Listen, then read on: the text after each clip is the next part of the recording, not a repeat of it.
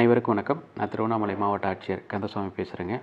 அண்ணாமலையார் புகழ்பெற்ற இந்த ஆன்மீக பூமியில் கடந்த 3 ஆண்டுகளுக்கு மேலாக மாவட்ட ஆட்சியராக பணியாற்றியது ஒரு மிகப்பெரிய வரப்பிரசாதம். நமது மாவட்டம் விவசாயம் மற்றும் நெசவாளர்கள் நிறைந்த பின்தங்கிய மாவட்டம். அப்போ அந்த பின்தங்கிய மாவட்டத்தில் நம்ம பணியாற்றும் போது நம்ம வேகமாக அரசு திட்டங்களை செயல்படுத்தக்கூடிய நிர்பந்தம். எப்படி ஒரு வாகனத்தில் ஒரு டிரைவர் எந்த நேரத்தில் பிரேக் பிடிக்கணும், எந்த நேரத்தில் வேகமாக போகணும், எப்படி எந்த நேரத்தில் கியர் மாற்றணும் அப்படின்ற ஒரு பொறுப்பான பணியில் உட்காந்துருக்காரோ அதே போல் தான் மாவட்ட ஆட்சியர் பணியும். பல்வேறு திட்டங்கள் செயல்கள் நம்ம செய்தால் கூட குறிப்பாக குழந்தைகள் கல்வி, முதியவர்கள், பெண்கள் முன்னேற்றம், ஆதரவற்றவர்கள், மாற்றுத்திறனாளிகள் மற்றும் பழங்குடியினர்கள் இவங்க மேலே நம்ம அதிகமாக கவனம் செலுத்தி நிறைய முன்னேற்றத்தை கொண்டு வந்திருக்கோம். எப்படி மழை பெய்யும் போது மழை நீர் ஒரு குளத்தில் விழுகும்போது அது குடிநீருக்கும் விவசாயத்துக்கும் பயன்படும். அதே போல் அதே மழை நீர் சாக்கடையில் விழுகும்போது அது ஒரு கழிவு நீராக போகுது. அது மாதிரி நம்ம அரசு திட்டங்கள் நம்ம உரிய முறையில் நம்ம அந்த உரிய பயனாளிகளுக்கு சென்றடைய வேண்டியதில் நம்ம அதிக கவனம் எடுத்துக்கொண்டோம். இந்த பயணத்தில் என்னோடு பயணித்த மக்கள் பிரதிநிதிகள், அரசு அலுவலர்கள், பணியாளர்கள் மற்றும் பத்திரிகை நண்பர்கள் உங்கள் அனைவருக்கும் எனது மனமார்ந்த நன்றி. குறிப்பாக இந்த கொரோனா காலகட்டத்தில் தன்னையும் தன் குடும்பத்தையும் கூட பொருட்படுத்தாமல் பணியாற்றிய மருத்துவத்துறை, காவல்துறை, வருவாய்த்துறை, உள்ளாட்சித்துறை இதை சார்ந்த அனைவருக்கும் எனது மனமார்ந்த நன்றி. இவர்கள் அர்ப்பணிப்போடு பணியாற்றியதின் பலன்தான் இன்றைக்கு இந்த கொரோனா தொற்று முழுமையாக கட்டுப்பாட்டுக்குள் கொண்டு வரப்பட்டுள்ளது. நான் வரும்போது கந்தசாமி அப்படின்ற ஒரே அடையாளத்தோடு தான் வந்தேன். ஆனால் இங்கேருந்து போகும்போது கந்தசாமி திருவண்ணாமலை மாவட்ட ஆட்சியராக பணியாற்றினேன் அப்படின்ற கூடுதல் அடையாளத்தோடு போகிறேன்.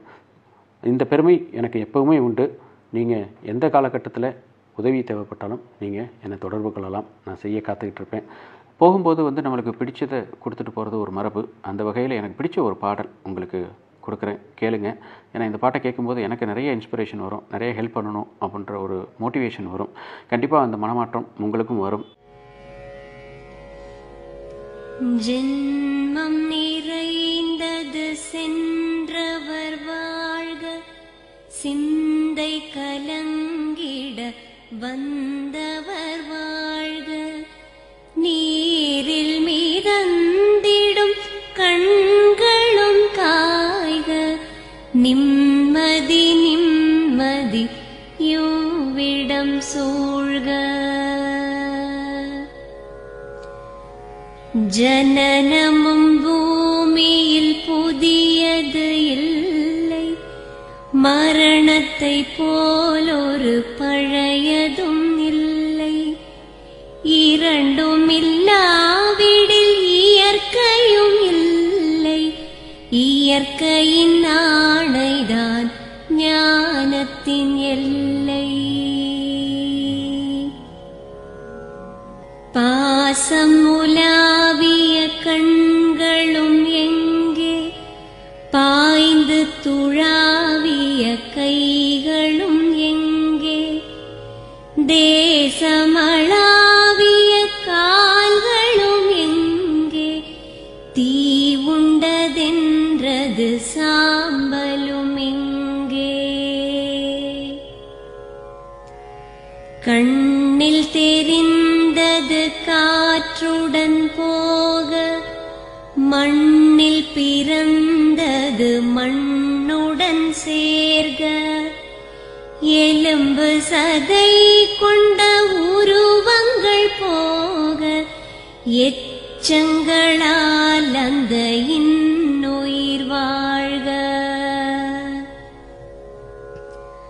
பிறப்பு இல்லாமலே நாளொன்றும் இல்லை, இறப்பு இல்லாமலும் நாளொன்றும் இல்லை, நேசத்தினால் வரும் நினைவுகள் தொல்லை, மறதியை போல் ஒரு மாமருந்தில்லை.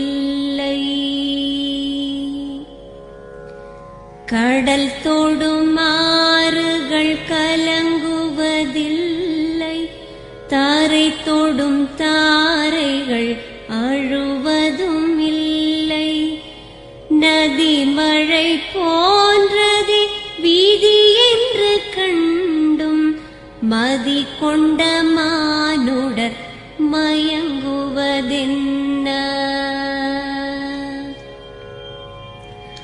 மரணத்தினால் சில கோபங்கள் தீரும், மரணத்தினால் சில சாபங்கள் தீரும். வேதம் சொல்லாததை மரணங்கள் கூறும், விதை ஒன்று வீண்டிடில் செடி வந்து சேரும். பூமிக்கு நாம் ஒரு யாத்திரை வந்தோம், யாத்திரை தீரும் முன் நித்திரை கொண்டோம்.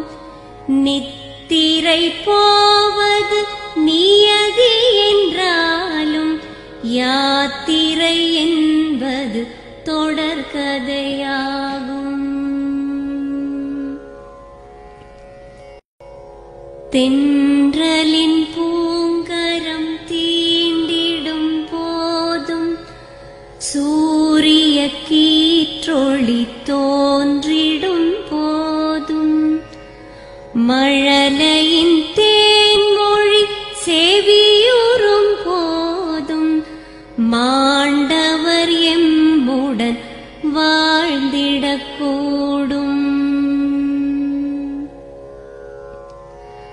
மாண்டவர் சுவாசங்கள் காற்றுடன் சேர்க, தூயவர் கண்ணொளி சூரியன் சேர்க.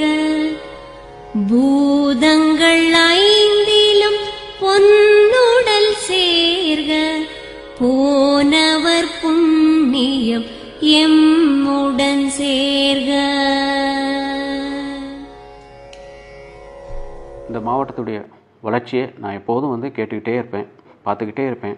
இங்கே இருக்கிற ஒவ்வொருத்தரும் நல்லபடியாக சுபிஷமாக உங்கள் வாழ்க்கை அமைய வேண்டும் அப்படின்ற வாழ்த்தை தெரிவித்துக்கொண்டு விடைபெற்றுக் கொள்கிறேன். நன்றி, வணக்கம், பாய் பாய்.